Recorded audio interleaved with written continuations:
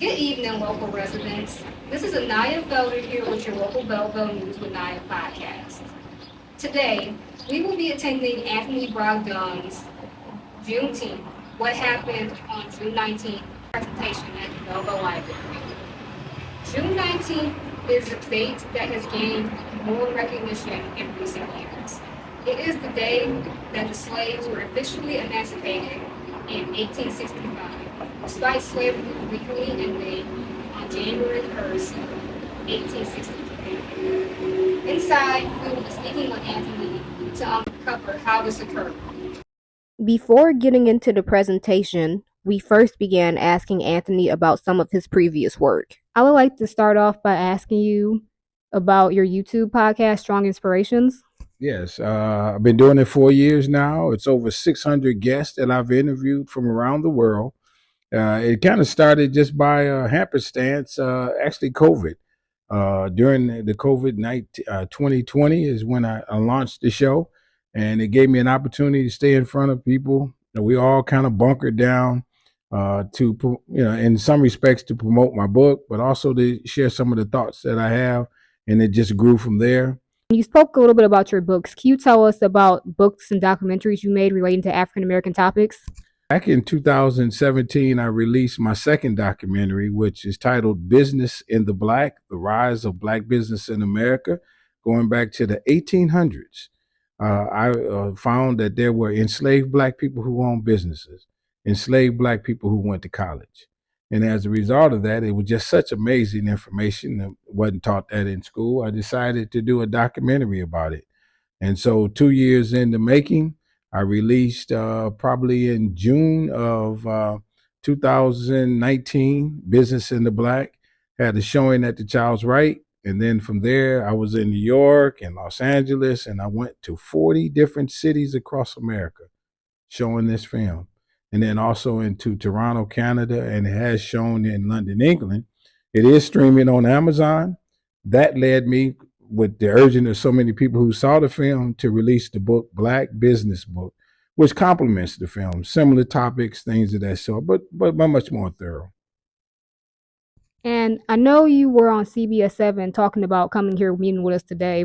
So can you tell me, have you ever been to the Belleville Library before? And I've been to Belleville many times, but not to the library. And I'm excited that Belleville Library thought enough of me to say, okay, come on, and let's tell it. And now we're, what, 4 days after Juneteenth, and that's what I'm gonna talk about. I'm gonna talk about what really happened. And to close off, Anthony, can you tell us what you would like people to take away from your presentation about Juneteenth and how you want our society to view the day moving forward? Well, what I like to know is that, know the facts. One thing, June 19th was not the only Emancipation Day for so many enslaved Black people. There are other days that they recognize, because that's the day that they got their freedom. I want them to know the resiliency, because despite all the harshness of slavery, then what they did to us afterwards, we're still here. And we need to understand what we've come from, where that happened, how that happened, and where we are today. Thank you for your time, Anthony. Coming up next, we will be showing live footage of the Juneteenth presentation. So slaves celebrate Emancipation Day when they got their freedom some many years before June 19th. People in Kentucky and Tennessee celebrate August 8th, 1863, when Andrew Johnson, who was a military governor and later president of the U.S., freed his slaves on this day. In many instances, Freedom Day was when the Union troops came through, and the Confederates ran. So it happened many years before June 19th. August 8th, depending on where you were in America, when the troops came through. So, but what happened was, on nearly 2,000 Union troops led by this guy, General Gordon Granger, announced to over 200,000 slaves in the state of Texas that they were free. In areas that they freed them, it didn't go easy. The enslaver didn't say just okay. Yeah, all right, I'll change the way it goes. They fought back. And then in many instances, right after Lincoln got killed, one of the things that the guy who came behind him said, all right, well, we're going to kind of subside some of that and let that kind of go by the wayside. We're going to change the way it goes. So The enslavers got money, they got their land back, things of that sort. Kind of went back to normal, and then that's when the Reconstruction period kind of came on.